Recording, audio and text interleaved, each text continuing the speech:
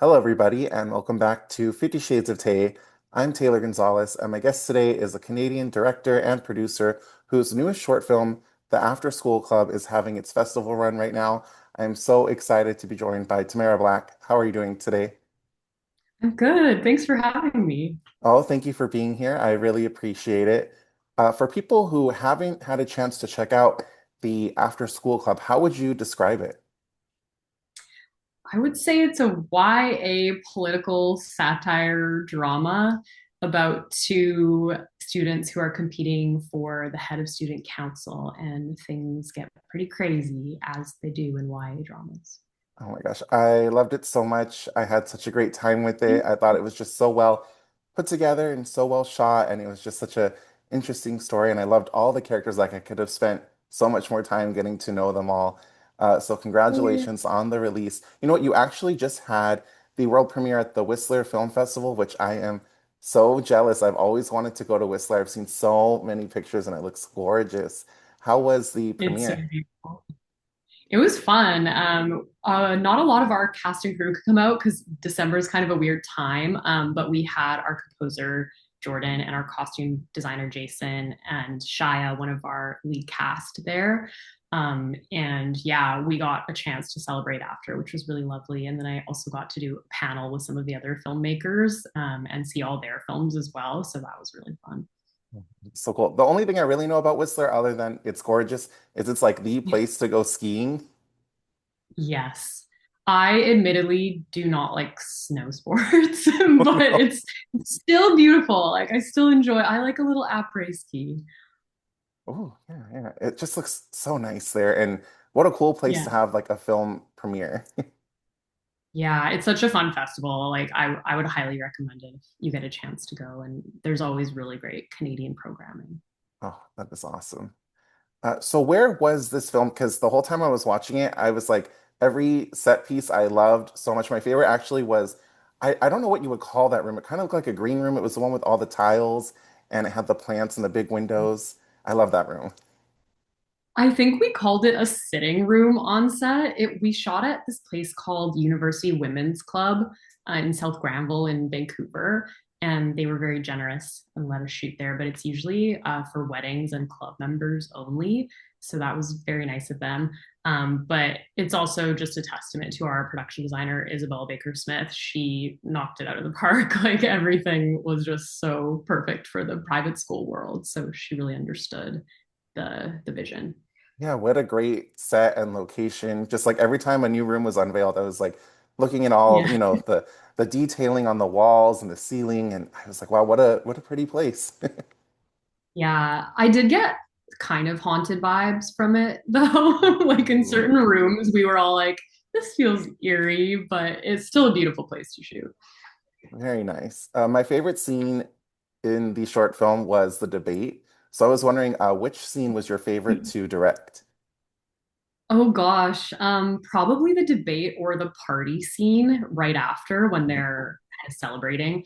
Um, Belen and I have worked together a lot. She's our cinematographer, and we had that scene up last, and we only had time to cover it one way, but it still ended up being really fun because we shot from behind the two characters and kind of see the party in the background, which was really nice. So you still get the intimacy of the moment, but also the chaos that's happening. And then Gabriella has to vomit, and that was kind of wild. She did that in I think two takes. But yeah, fake vomiting is not fun, even though it's fake. Yeah, I don't know how I would do it because I think just trying would make me like actually vomit. So I don't know about that. Yeah, I'm not going to go into detail, but it's weird. Oh my gosh. Well, I was going through your IMDb and it was so cool because you worked in so many different departments. When it comes to filmmaking, you've been a writer, a Yeah. director, you've worked in the music and prop departments. Do you find that working in all these other departments help you as a director because you kind of have been, in different roles and different positions? Yeah, I think anything that gives you a holistic view of filmmaking is really, really helpful, especially as a director, because then you start to understand what your ask takes for each department. Like, you can't really make a last minute food switch out with the two leads. If they're having like a hot dog, they need to be eating something that's been cleared with their agents and their teams, and like the set decorators have on hand, and the props department is in the know of. So yeah, I feel like it's really important to know how everyone's job functions, and yeah, whatever I can to get better at that, I like to do. And I do produce a little bit too. So I feel like that's strengthened my knowledge as well.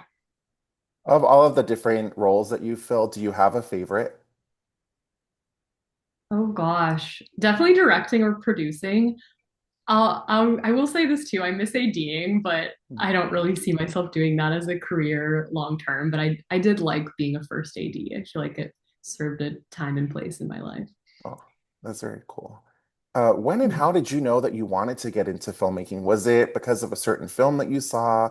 Was it, going to school? How did you know that you wanted to pursue this? Ooh, it's kind of random, but I went to high school in Port Moody and there was a film department at my high school, but I actually didn't sign up for that. I signed up for photography, and then I think it conflicted with something else. So I ended up going into the film program, and I was a late addition. So it was me and like three other people that didn't have teams that formed a crew together. And we ended up winning the award that year. We had such a good time, and everyone was so different from one another. And I think the fact that we didn't know each other kind of helped. And that's definitely the first time I felt like that could be a career.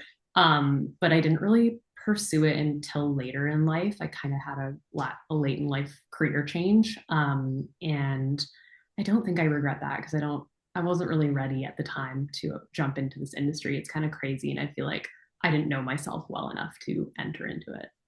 Yeah, no, that makes sense to me. I think sometimes you have to go through other things to get to where you're going to be. You know what I mean? Like it Yeah. just helps set you on the right path. Speaking of setting Totally. on the right path, if there's someone watching this interview right now and they themselves are kind of on the fence or they're interested in becoming a filmmaker, what advice would you give to them? Ooh, I would say think about what you really want out of the career and how you want your life to look, and whether or not that's sustainable with your goals. Like, I feel like a lot of people get into filmmaking maybe because of the more glamorous side of things, but it's really not all that. It's a lot of paperwork, a lot of grant applications, a lot of rejections. So kind of make sure that you're entering into it for the right reasons, I guess would be my advice. Is there a dream project out there for you, whether it's adapting a novel or joining a franchise? What would be like the dream film for you to direct or for you to produce? I'd really love to direct a drama thriller TV series. Um, and I've read a lot of books recently that I love to adapt, but maybe that's too lofty. But there's a book called I Have Some Questions for You. And it's a high school mystery about a podcaster who returns to her high school to solve a cold case. And I would love, if the film rights haven't been sold, I'd love to adapt that one day. Oh yeah, that's so cool. I feel like, especially now, there's so many books out there that are just like ready to be adapted. And the latest one I saw was Yeah. Project Hail Mary, and that movie was just incredible. So it's like I think I don't know, now is like the time to adapt all these novels, and series are great because then Right. you could put it on Netflix, you could binge it, you can, I don't know, take your time telling the story over the course of, 8 hours instead of just an hour and a half. So I don't know. There's so many opportunities out there. Yeah, I need to see Project Hail Mary. I've heard Oh my really God. good things. Yeah, you're gonna love it. It's like one of my favorite films of the year so far. Oh, yay. Okay. I'm gonna put that high on my calendar. Oh, awesome. Are you able to talk about anything that you're currently working on or what's up next for you? Yeah, I'm working on a couple different comedy specials with the director Brent Hodge, who I collaborate with a lot, and he's really wonderful. And yeah, we're kind of experimenting with the comedic format a little bit and approaching things in like a documentary-esque way, which has been really fun. And then I'm also developing a short form series with the writer from After School We're kind of describing it as One Day Meets Tell Me Lies. It's about a tumultuous, toxic relationship between two art school students. So that one should be really fun. And yeah, just working on a couple other concepts as well and producing along with that. Oh, very exciting. If people want to follow you and keep up with all of your upcoming projects, where's a good place for people to come and follow you? Ooh, I would just say Instagram or my website, tamarajblack.com. Those are kind of the two main things that I keep updated. I'll make sure to put links in the description of this video so everyone can come and follow you and keep up with all your upcoming projects. I can't wait to see what you do next. But thank you so much for taking time out of your day to join me, and I hope you have a great rest of your day.